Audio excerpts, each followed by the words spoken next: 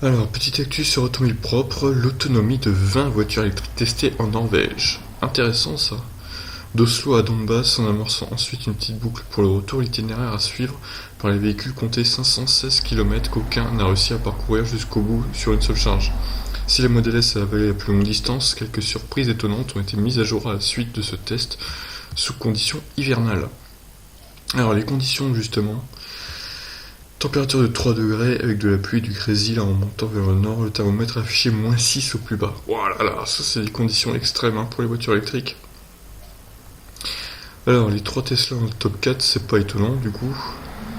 La Model S, 610 km réels, WLTP pour 469,8 réels, 23% de différence dans le négatif. La Model X annoncée à 507 km, elle a fait 419,6 km, 17% de marge.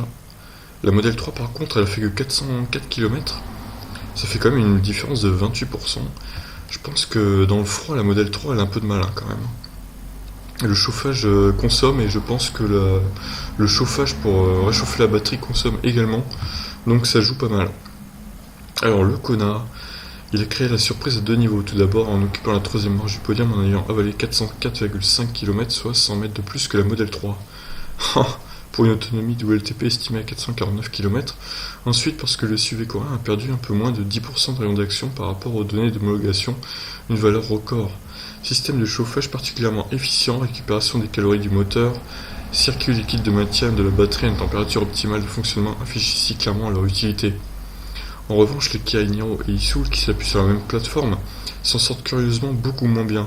Ils ont pu respectivement aligner que 360 et 352 km pour des estimations de WLTP de 455 et 452, donc supérieures au Kona, soit une amputation sur le terrain hivernal de 21 et 22%. Ce qui pourrait s'expliquer en partie par des systèmes de chauffage différents. Les Kona et Niro peuvent recevoir des systèmes spécifiques selon les pays où ils sont vendus. Normalement, pour la Norvège, il ne devrait pas y avoir de différence. En outre, jamais deux automobilistes ne pourront avoir la même légèreté sur l'accélérateur. Sur ces véhicules, par exemple, on passe très vite à 2 ou 3 km/h de différence au niveau de la vitesse instantanée, de la récupération d'énergie à la consommation. Alors oui, peut-être que le mec qui conduisait en Kona était un pro de l'éco-conduite aussi. C'est ce qui pourrait expliquer les différences, parce que là, franchement, je trouve, je trouve ça bizarre, personnellement, qu'il y ait 40 km de différence entre un Iniro et un Kona. Bon, en tout cas, super perf du Kona électrique. De toute façon, en hiver, je pense qu'il est très très efficient avec sa pompe à chaleur, le Kona, et le Iniro également, et le Isoul normalement aussi. C'est juste que les mecs en Iniro et Isoul étaient moins bons, je pense, en éco-conduite. Alors ensuite, on passe au gros lard, c'est-à-dire iPace EQC e-tron. Alors le iPace, il a fait 333 km réels, à grosse différence quand même, 29% de moins que WLTP. Le EQC est 26% de moins, il a fait 307 réels. L'Audi e-tron, il s'en sort plutôt pas trop mal. Il a fait 341 km, ça fait que 18% en moins. L'Opel Ampera, il manque un P d'ailleurs. L'Ampera i1 du coup. 423 km WLTP, elle a fait 297 km réels. Et là ça fait mal, parce qu'elle a pas de pompe à chaleur je pense. Donc ils ont dû mettre le chauffage traditionnel. La Ioniq, nouvelle Ioniq, 311 km, annoncée sur le WLTP, elle a fait 270 quasiment, que 13% de différence. Et là, ils ont même testé la e-Golf, elle a fait quand même quasiment 200 km réels. C'est pas si mal. Alors les nouvelles citadines du groupe Volkswagen, putain mais ils ont fait un essai de dingue, c'est incroyable.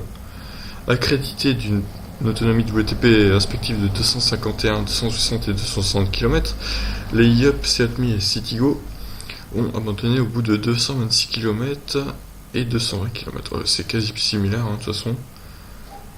La Yup a un poil plus efficiente à moins que, pareil, le mec avait une meilleure éco-conduite.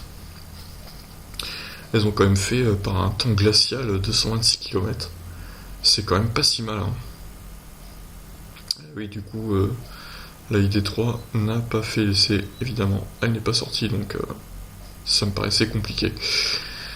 Alors, la Zoé 50, elle a fait 313 km réels. ce qui est pas si dégueulasse. Ça fait 20% de différence quand même. La Leaf 40, elle a fait quasiment 300. Alors, ils ont inversé les deux. Hein. Putain, réalisez-vous, automobile propre. Là, c'est la Leaf 62 du coup, parce qu'elle a 385 km de WLTP. Elle a donc fait quasiment 300 km réels, d'accord. Et la Leaf 40, elle a fait 270 km de WLTP. Elle a fait 209 km à peu près. Ce qui fait pas trop de différence par rapport au WLTP, en tout cas, moins que la Zoé. Bon, bah écoutez, ça c'était un sacré essai hein, qu'ils ont mené en tout cas, et ça nous donne des bonnes indications. Jaguar E-Pace, l'EQC dans le froid, c'est pas ça. L'Opel Ampera, pareil, de grosses différences avec l'autonomie du WLTP annoncée. Le Kona s'en tire très bien pour le coup, et la Model 3 est en difficulté également avec le froid apparemment, à moins que le mec qui conduisait la Model 3 était une burne en éco-conduite. Ce qui est possible aussi, après je sais pas trop. Donc c'est le site Motor qui a fait ce petit test, un site norvégien.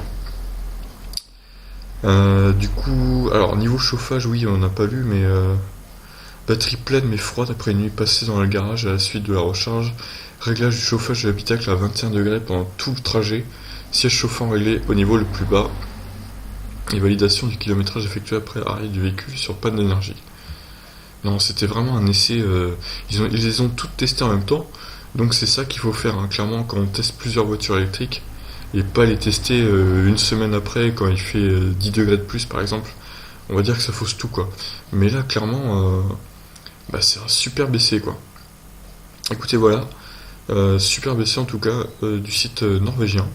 Je vous laisse réagir. Ciao, ciao.